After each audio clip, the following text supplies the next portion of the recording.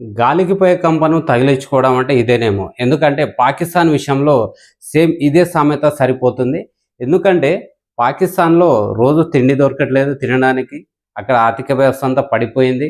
అదేవిధంగా అక్కడ oil, diesel ధరలు గూడా 60% పైగా పెరగడం జరిగింది. ఈ సందర్భంలో ఇరాన్ మరియు అమెరికా మధ్యన యుద్ధంలో మీడియేషన్ జేయడానికి పాకిస్తాన్ ముందుకొచ్చింది. అయితే పాకిస్తాన్ స్టేబుల్‌గా లేదు.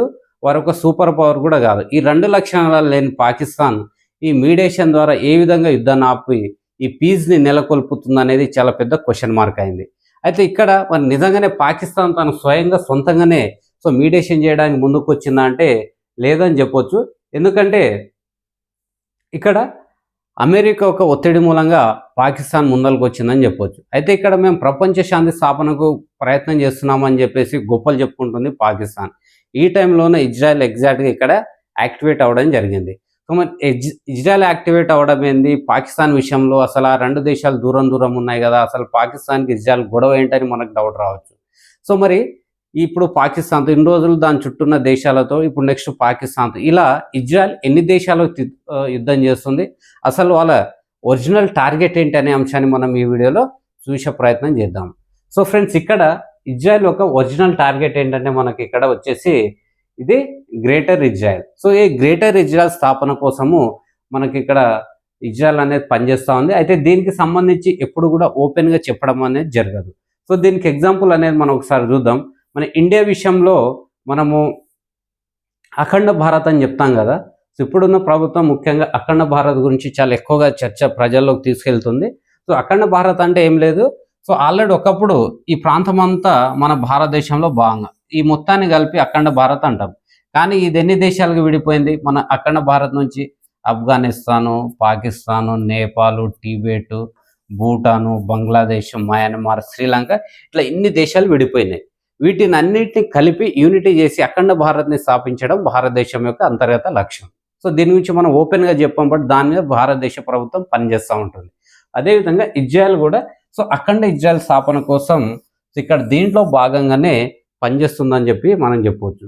సో మరి ఇక్కడ మరి దీనికి మనం ఎవిడెన్స్ ఏంటనేది మనం చూస్తే ఇజ్రాయెల్ యొక్క మ్యాప్ని చూడండి. ఇక్కడ 1947 ఎక్కడన్నా ఇజ్రాయెల్ కనిపిస్తుందా? తర్వాత 1947లో విభజన ప్రణాళికను ఐక్యరాజ్య సమితి ఇచ్చింది. సో ఇక్కడున్న ఈ లెబనాన్ తర్వాత మొత్తం తక్కువగా మారిపోయింది. ఆ తర్వాత వచ్చేసి ఇక్కడ కొద్దిగా అయింది. ఇక్కడ మళ్ళీ గాజా కొంచెం ఉంది, గాజా స్ట్రిప్. తర్వాత ఇక్కడ వచ్చేసి మొత్తం పూర్తిగా ఇజ్రాయెలే మారిపోవడం జరిగింది. సో ఈ విధంగా ఇక్కడ అక్కడక్కడ ఉన్న కొంత ప్రాంతాన్ని, జెరూసలేం ప్రాంతాన్ని ఈ పాలస్తీనాగా ఉంది. సో దీన్ని కూడా మొత్తం తీసుకొని ఇజ్రాయెల్గా మార్చాలని చెప్పేసి ఇప్పుడు ట్రంప్ అండ్ నెతన్యాహు తమ యుద్ధాన్ని అయితే చేస్తూ ఉన్నారు. దాంట్లో భాగంగా ఇజ్రాయెల్ ఒక అంతర్గత ప్రణాళిక ఏంటంటే ఈ గ్రేటర్ ఇజ్రాయెల్ స్థాపన. సో మరి ఇక్కడ ఈ గ్రేటర్ ఇజ్రాయెల్లో భాగంగా మనకు చూస్తే ఈ మిడిల్ ఈస్ట్ ప్రాంతంలో అసలు ఇరాన్ కాకుండా మిగతా ఏ దేశం కూడా ఇజ్రాయెల్తో ఎదురెళ్ళే పరిస్థితి లేదు. యాక్చువల్గా ఇరాన్ కూడా అంత శక్తి లేని దేశమే.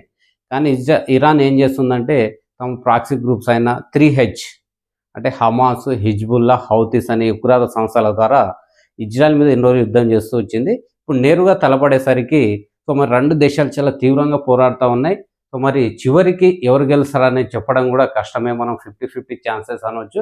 అయితే మొన్న ట్రంప్ 2 వీక్స్ సీజ్ ఫైర్ ప్రకటించిన తర్వాత వితిన్ 24 అవర్స్లో మనకు ఇజ్రాయెల్ వచ్చేసి లెబనాన్ మీద దాడి చేసింది. సో ఈ లెబనాన్ మీద ఎందుకు దాడి చేసింది అనేది మనం ఒకసారి చూస్తే ఫ్రెండ్స్ ఇక్కడ చూడండి. లెబనాన్ మీద దాడి చేసింది. ఎక్కడ? Iran close the strait of Hormuz less than 24 hours of US president Donald Trump announced the 2-week ceasefire. Tehran accused Israel of violating the ceasefire with the deadly strikes on Hezbollah target in Lebanon. So లెబనాన్లో హెజ్బుల్లా ఉన్న స్థావరాల పైన target చేయడం, వారి మీద 100 మిజైల్స్తో దాడి చేయడం జరిగింది. ఇది ఎప్పుడు, ఏ సందర్భంలో? స్ట్రెయిట్ ఆఫ్ హర్మూజ్ని క్లోజ్ చేస్తున్నామని చెప్పేసి ఇరాన్ ప్రకటించింది.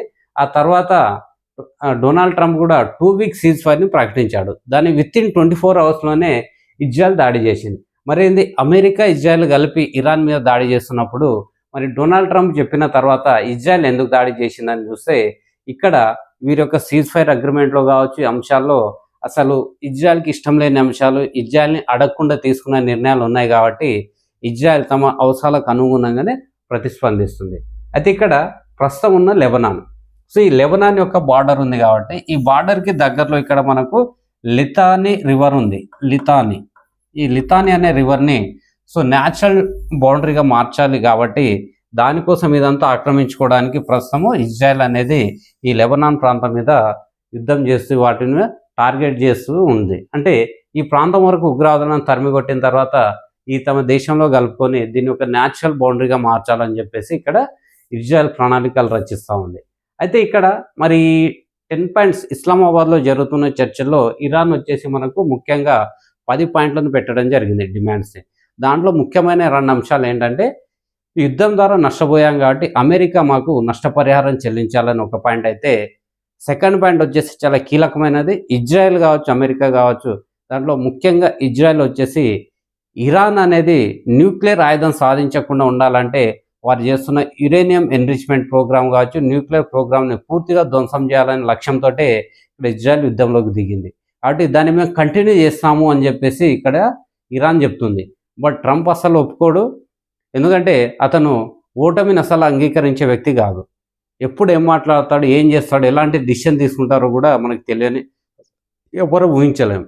మొన్న సడన్గా అసలు ఇరాన్ సివిలైజేషన్ నాగరికత అనేది నాశనం అయిపోతుంది, ఆ ప్రజలు అనే వాళ్ళు ఉండరు అర్ధరాత్రి వరకు అని చెప్పేసి ఇచ్చిన స్టేట్మెంట్ అసలు ప్రపంచాన్నంతా ఒక్కసారిగా నిశ్శబ్దానికి గురి చేసింది. అసలు ఏం జరుగుతుంది ఏందనేది ఎవ్వరు ఊహించని పరిస్థితి.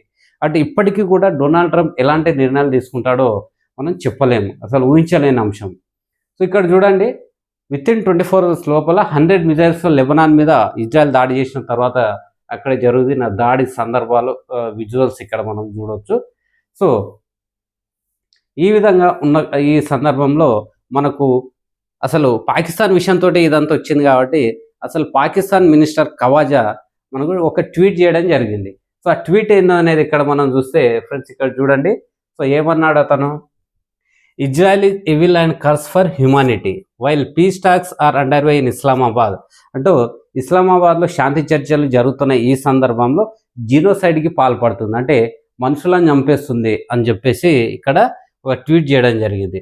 సో ఫస్ట్ వచ్చేసి మనకు గాజాలో అంట, తర్వాత వచ్చేసి ఇరాన్ మీద, ఆ తర్వాత ప్రస్తుతం లెబనాన్ మీద దాడి చేస్తుంది అని చెప్పేసి ఇక్కడ ఈ పాలస్తీనాలోనే ల్యాండ్ మీద ఈ ఇజ్రాయెల్ కనుబడ్డది, మేము దాన్ని తిరిగి తీసుకుంటాము, అసలు ఇది కరెక్ట్ కాదని చెప్పేసి ఇచ్చారు.